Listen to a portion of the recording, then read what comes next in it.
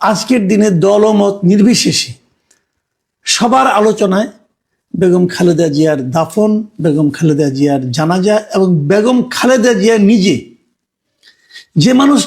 যে মানুষটা একদিন আগে ইন্তেকাল করেছেন, মারা গেছেন, তাকে নিয়ে তার মৃত্যুর পর থেকে আলোচনা যে চলছে সেটা কমছে না এক বিন্দু। মানুষ তাকে নিয়ে কথা বলছে। কেন? কি এমন করেছেন উনি? গত কয়েক বছর তো তাকে জনসমক্ষে তেমন একটা দেখাও যায়নি।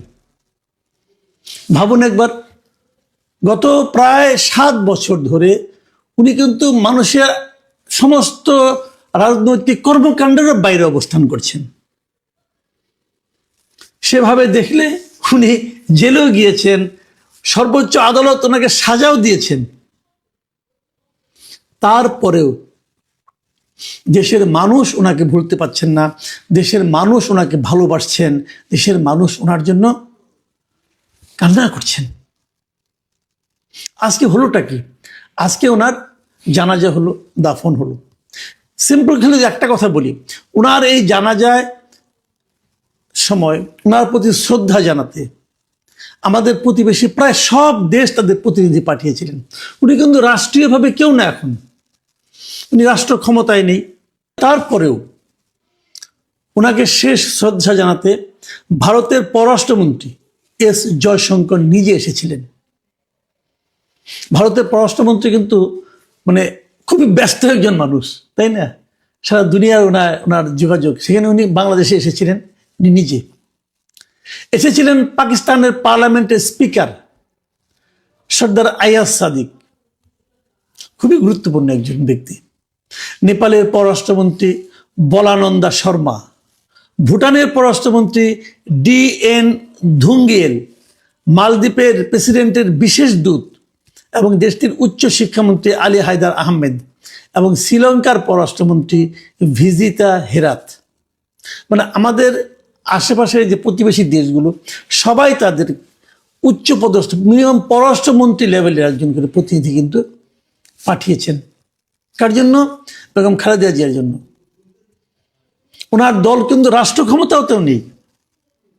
ওনার জন্য ওনার জানাজায় অংশ নিয়েছেন খোদ দেশের প্রধানমন্ত্রী, প্রধান উপদেষ্টা, দেশের প্রেসিডেন্ট এসেছেন।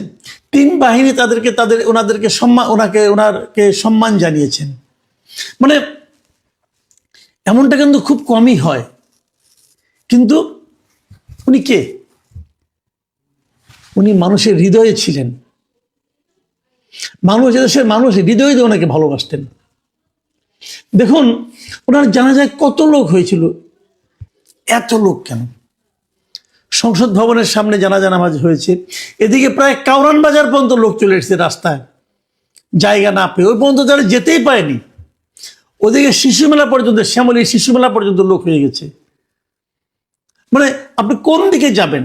আমি প্রথম আলো পত্রিকার একটা ভিডিও দেখলাম, পাখির চোখে ওরা দেখেছে, উপরে একটা ড্রোন দিয়ে তারা পুরো দৃশ্যটাকে দেখিয়েছে। যেদিকে তাকানো যায় কেবল মানুষ আর মানুষ। এই যে এত মানুষ, তারা জানে যে এই নামাজটা যদি তারা নাও কায়েম করে, তার পরিবারে অন্য একজন যায়, তার বন্ধু বান্ধব আরেকজন যায়, তাহলে তার কোনো অপরাধ হবে না, গুনাহ হবে না। তারা জানে, তারপরেও তারা কেন এসেছেন? ভালোবাসার জন্য এসেছেন। তারা বোঝাতে এসেছেন, অথবা তারা নিজেকে বোঝাতে এসেছেন যে তারা খালেদা জিয়াকে ভালোবাসেন। অথচ ভাবুন তো একবার, আমি একটা হাইপোথেটিক্যাল আপনাদের একটা কথা বলি, হ্যাঁ আপনারা এর মধ্যে আবার দয়া করে রাজনীতি খুঁজবেন না, আমি আমার উপলব্ধি থেকে বলছি। ধরা যাক হাইপোথেটিক্যালি এখনো যদি শেখ হাসিনা ক্ষমতায় থাকতেন এবং এই সময় যদি খালেদা জিয়া মারা যেতেন, তাহলে এমন একটা জানাজা কি হতে পারতো? পারতো? বলেন কেন পারতো না? নানা কথা শোনা হতো। এই যে সংকীর্ণতা, এই সংকীর্ণতার ঊর্ধ্বে আমরা উঠতে চাই। আজকে শেখ হাসিনা দেশের বাইরে আছেন, ভারতেই আছেন। যে দেশ ওনাকে আশ্রয় দিয়েছে সেই দেশের পররাষ্ট্রমন্ত্রী নিজে এই জানাজায় অংশ নিতে এসেছেন। উনি তো অংশ নিতে পারবেন না, হিন্দু মানুষ, উনি ওনার শ্রদ্ধা জানাতে এসেছেন। এটা দেখে ওনার কি, শেখ হাসিনা কি চিন্তাটা হচ্ছে? উনি কি এখনো ভাবেন যে খালেদা জিয়া এতিমের টাকা মেরে খেয়েছেন? উনি কি এখনো ভাবেন যে ওনার মৃত্যুটা ওনার মানে এর চেয়ে বেশি শাস্তি ওনার প্রাপ্য ছিল, অথবা এরকম শাস্তি ওনার প্রাপ্য ছিল? নিম্ন আদালতে যেটা 5 বছর হয়, উচ্চ আদালতে যে বেড়ে 10 বছর হয়ে যায়, উনি কি ভাবেন এখনো ওটা সঠিক ছিল? আমি গেলে এই জিনিসগুলো বলি সবাইকে যে দেখুন, রাজনীতির জন্য এমন কিছু না হয় যা নাকি মানুষের মানবিক অনুভূতিগুলিকে ভোতা করে দেয়। আমরা ওই দিকে যেতে চাই। আমরা আগামী দিনগুলোতে এই নমুনাটা আমরা জারি করে রাখতে চাই। দেখুন, উনি একজন মা তো না, উনি একজন বয়স্ক মহিলা ছিলেন, তারপরে ওনাকে জেলে যেতে হয়েছে, জেলে পাঠানো হয়েছিল, খুব জরুরি ছিল। এই ধরনের এর চেয়ে বড় অপরাধ করে কি মানুষ এদেশে কিছু হয় না? ওনারটা অপরাধ কিনা সেটাই তো সন্দেহ। বোঝাই যাচ্ছিল এটা কি ধরনের মামলা। আমরা দেখুন, ওনার আমি আরেকটা জিনিস লক্ষ্য করলাম, আমার খুব টাচি লেগেছে এটা আমার কাছে, যে যখন ওনার লাশটা কবরে নামানো হলো, তারেক রহমান নিজে কিন্তু কবরে নেমে গেছেন, মায়ের লাশটা উনি নামিয়েছেন। উনি নিজে সব মানুষের উপস্থিত সকলের কাছে ক্ষমা চেয়েছেন ওনার মা হয়, যেটা নাকি আমরা ইসলামে দেখি যে কেউ মারা গেলে তার বড় সন্তান যে সবার কাছে ক্ষমা চান, যে যদি ওনার কারণে কেউ কোনো দুঃখ পেয়ে থাকেন যেন ওনাকে মাফ করে দেন, যেন ওনার কাছে যদি কারো কোনো দেনা পাওনা থাকে সেটা উনি দিয়ে দিবেন, এই প্রতিজ্ঞা করেন। এটা আমরাও করেছি, আমাদের বাবা মা তো মারা গেছেন, আমরাও দেখেছি, করেছি। সেই কাজটা কিন্তু একজন সাধারণ মানুষের মতো কিন্তু তারেক রহমান করলেন। আমার কাছে খুব ভালো লেগেছে দৃশ্যটা আমার কাছে দেখতে। আমি জানি ওনার কি কষ্ট হয়েছে, নিজের মাকে কবরে শোয়াতে মানুষের কি কষ্ট হয়, এটা আমরা জানি।